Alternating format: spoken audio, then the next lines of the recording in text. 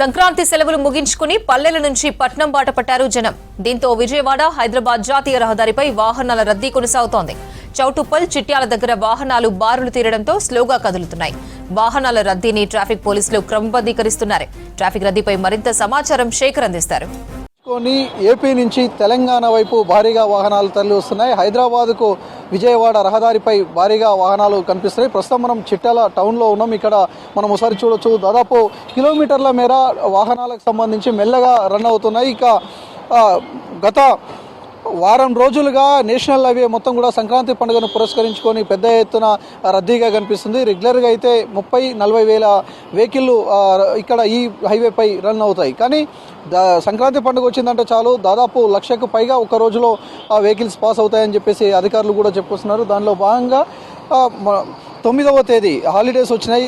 ముందుగా హైదరాబాద్ నుంచి విజయవాడ వైపు 3 రోజుల పాటు ఇదే రద్దీ ఉంది. మళ్ళీ ఇప్పుడు పండుగను ముగించుకొని రిటర్న్లో వస్తున్నారు ఒక్కొక్కరుగా. దాంతో నిన్నటి నుంచి కూడా నేషనల్ హైవే మొత్తం కూడా వాహనాలతోటి కిక్కిరిసిపోతుంది. ఎక్కడ ఎలాంటి ఇబ్బంది కాకుండా అటు అధికార యంత్రాంగం కూడా ఎప్పటికప్పుడు ప్రత్యేకంగా కూడా ఏర్పాటు చేశారు. వాహనాలను పంపించే ప్రయత్నం చేస్తున్నారు.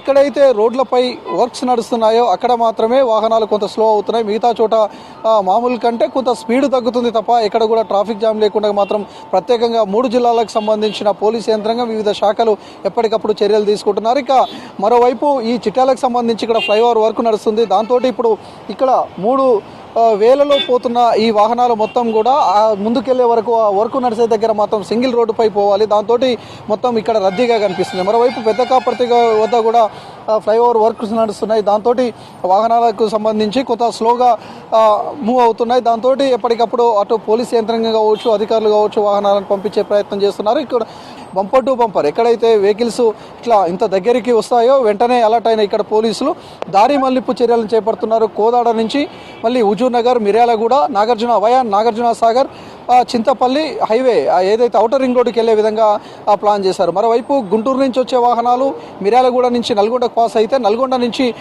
మునుగోడ్, అదేవిధంగా నారాయణపూర్, చౌటుప్పల్కు పాస్ అయ్యే విధంగా వెహికల్స్ని దారి మళ్లింపు చేపడుతున్నారు. దాంతో కొంత ఇక్కడ మాత్రం రద్దీ తగ్గిందనే చెప్పుకోవచ్చు. ఓవరాల్గా చూడొచ్చు మనం ఇప్పుడు ఇక్కడ అంబులెన్స్ ఈ ట్రాఫిక్లో కొంత అంబులెన్స్ తోటి వచ్చే వాళ్ళు కూడా ఉన్నారు. ఇక ఇబ్బంది పడుతున్న పరిస్థితి అయితే ఉన్నది. కొన్ని చోట్ల మాత్రం ఎప్పటికప్పుడు వెహికల్ని పాస్ చేస్తున్నప్పటికీ కూడా చాలా చోట్ల కొంత ఇబ్బంది పడుతున్న పరిస్థితి అయితే కనిపిస్తుంది. ఓవరాల్గా మాత్రం డయల్డ్ 100కు కాల్ చేయండి, వెంటనే పోలీసులు అలర్ట్ అవుతారు. ఆ వాహనానికి ఎమర్జెన్సీని బట్టి వాళ్ళని తీసుకువెళ్ళే ఎస్కార్ట్ పెట్టి లేదా సర్వీస్ రోడ్లను తీసుకెళ్తామని చెప్పేసి కూడా ఇప్పటికే జిల్లా ఎస్పీ శరత్ చంద్ర పవార్ చెప్పుకొచ్చిన పరిస్థితి. ఓవరాల్గా ఉమ్మడి నల్గొండ జిల్లాకు సంబంధించి మాత్రం ఈ నేషనల్ హైవే దాదాపు 162 కిలోమీటర్లు ప్రయాణిస్తుంది. ఈ 162 కిలోమీటర్లలో ఎక్కడా ఎలాంటి ఇబ్బంది కాకుండా ప్రత్యేకంగా సంక్రాంతి పండుగను పురస్కరించుకొని మాత్రము వాహనాల రద్దీ లేకుండా, ట్రాఫిక్ జామ్ కాకుండా ఎప్పటికప్పుడు వాహనాలను పంపించే ప్రయత్నం మాత్రం పోలీసులు చేస్తున్న పరిస్థితి అయితే కనిపిస్తుంది. ఇది